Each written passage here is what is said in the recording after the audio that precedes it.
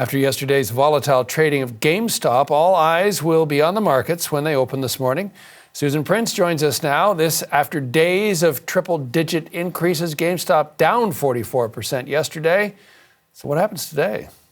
Well, the pre-market indicators are suggesting that GameStop is going to open up about 100% today. So down 44% yesterday, up potentially 100% today to $382. It closed yesterday at $193. So as you can see, there is a lot of volatility in the market. And the occurrence yesterday happened around basically a technical thing that has to do with making sure that the settlement house or clearinghouse has enough collateral. And yesterday, a number of brokerages, Robinhood being one of them, but E-Trade, TD Ameritrade, Interactive Brokers, all put restrictions on trading GameStop until they had increased the collateral to the settlement house. And what that is say, John, if you bought a bunch of GameStop and I sold a bunch of GameStop, it all has to get settled in one place, and that's the clearinghouse. And the clearinghouse, when there's a lot of volatility, wants to make sure that they have enough collateral to make sure that the deal settles.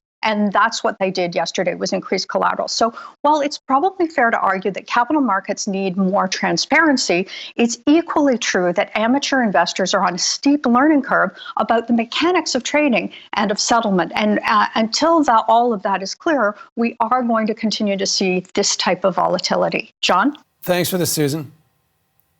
Well, for more on this, we're joined now by David Chase. He's a securities lawyer and a former counsel for the Enforcement Division of the U.S. Securities and Exchange Commission. He joins us from beautiful Hollywood, Florida. David, thanks for your time. Really appreciate it. Thank you. Let's talk about this because you listened to Susan there. It seems not too many people understand how this works, including maybe those who are trading. So let's talk about how we got here. Well, I think we have to take a step back and take into consideration the dramatic impact social media is starting to play in the Wall Street arena.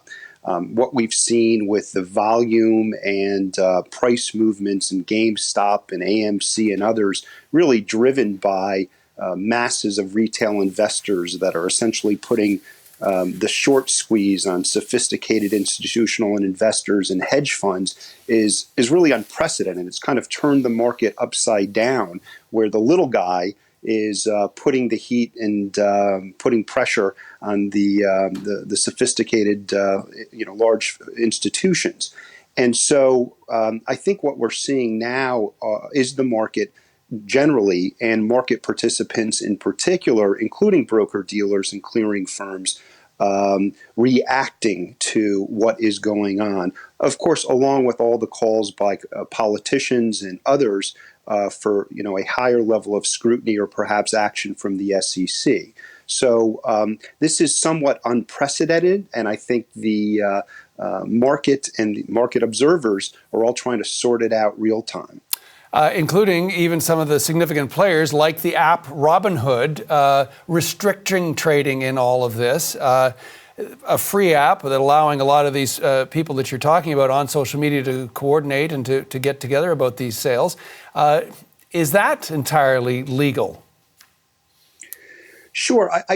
I'll speak from an SEC perspective in terms of what the primary regulator is probably thinking about all this. The SEC, going back to its core function, is to ensure that the markets trade efficiently, effectively, fairly, and that there's market integrity. They're not in the business, however, of curbing or regulating capitalism or speculation. So no matter how rank the speculation is or how reckless it may be. So the SEC really needs to look to determine whether there's any fraud, as evidenced by manipulation, by false information, by individuals who are touting the stock and being paid but not disclosing that. All the typical indicia of fraud would be the basis for them to move. But if it's a free flow of markets and it's individuals speculating, taking bets on different sides of the equation, there's not much they can do. Okay, so that's the issue, though. We have Robinhood stopping trading, and now looks like they'll start trading again. GameStop shareholders suing Robinhood as part of this, and all of this outside, it seems, as you describe it, of the regulatory framework. So who's in charge? Well, it's, the market gets to do what it gets to do, assuming it's natural supply and demand. With Robinhood and other broker dealers who have limited buying, for example, in the last few days, or have increased margin requirements, and to the point of your prior guest, there are also, capital requirements from the clearing firms, regulatory requirements. This concept of a broker dealer limiting the customer's ability to trade or making it harder to trade is nothing new.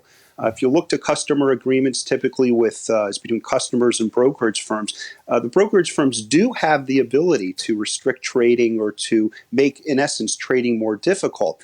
The question becomes, in my mind, is whether or not these broker dealers are doing this for the capital requirements and regulatory requirements and to comply with them, which may in fact be true.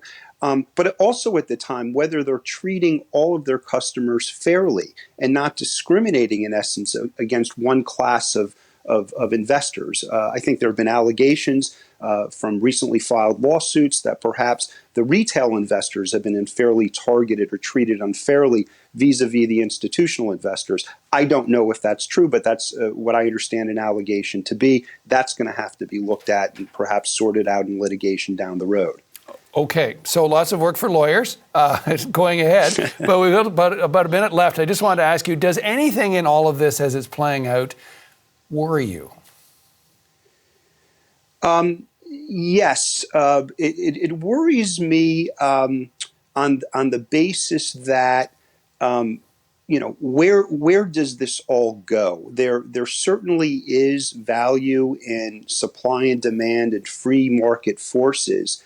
But at the same time, there is a part of me that's very concerned how, a company that, by all measures has a valuation, let's say hypothetically, of $15, can by the force of the masses be run up to $400 or $500. And while there may not necessarily be anything illegal about that per se, based solely on those facts, it really starts to put into doubt the very metrics, the basis for valuation of how the market kind of conducts business, how investors traditionally have valued companies. And I think potentially that is a very dangerous trend going down the road. Where it goes, I don't know, but I think it's a concern across the market as we see this develop. Yeah, it's the not knowing where things go that make them dangerous. David, I want to thank you for your time. Really appreciate it. Thank you. Thank you. David Chase is a securities lawyer and a former counsel for the Enforcement Division at the U.S. Securities and Exchange Commission, and he joined us from Hollywood, Florida.